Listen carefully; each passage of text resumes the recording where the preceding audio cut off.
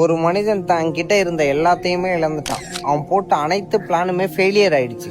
அவனுக்குன்ற இந்த வாய்ப்புகள் எதுவுமே அவனுக்கு கிடைக்கல. அவனுக்கு எதுவுமே சரியா நடக்கவும் இல்லை. ஆனா அந்த மனிதன் அதுக்கு மனம் உடைஞ்சு போல. அவன் கைகளை உயர்த்தி சொன்னான், அல்லாஹ் எனக்கு போதுமானவன் அப்படின்னு சொல்லி. ஏன்னா அல்லாஹ் திருக்குறான்ல சொல்றான், நீங்கள் ஒரு முடிவை எடுத்து விட்டால் அல்லாஹ்வின் மீது நம்பிக்கை வையுங்கள், நிச்சயமாக அல்லாஹ் அவனை நம்புகிறவர்களை நேசிக்கிறான். மேலும் அல்லாஹ் நம்மளுக்கு குரான்ல நினைவூட்டுறான், அல்லாஹ் உங்களுக்கு உதவினால் உங்களை யாராலும் வெல்ல முடியாது, ஆனால் அவன் உதவியை மறுத்தால் அவனை தவிர உங்களுக்கு யார் உதவ முடியும் அப்படின்னு சொல்லி அல்லாஹ் நம்மளை பார்த்து கேட்கிறான். நபி ஸல்லல்லாஹு அலைஹி வஸல்லம் சொல்லியிருக்காங்க, நீங்க உண்மையான நம்பிக்கையுடன் அல்லாஹ்வை நம்பினால் அவன் பறவைகளுக்கு வழங்குவது போல உங்களுக்கும் வழங்குவான். அவை காலை பசியாக புறப்பட்டு மாலை நிறைவுடன் திரும்புகின்றன அப்படின்னு சொல்லி நபி ஸல்லல்லாஹு அலைஹி வஸல்லம் சொல்லியிருக்காங்க. வாழ்க்கை வெறுமையாக தோன்றினாலும் சரி, நம்பிக்கையை இழக்காதீங்க.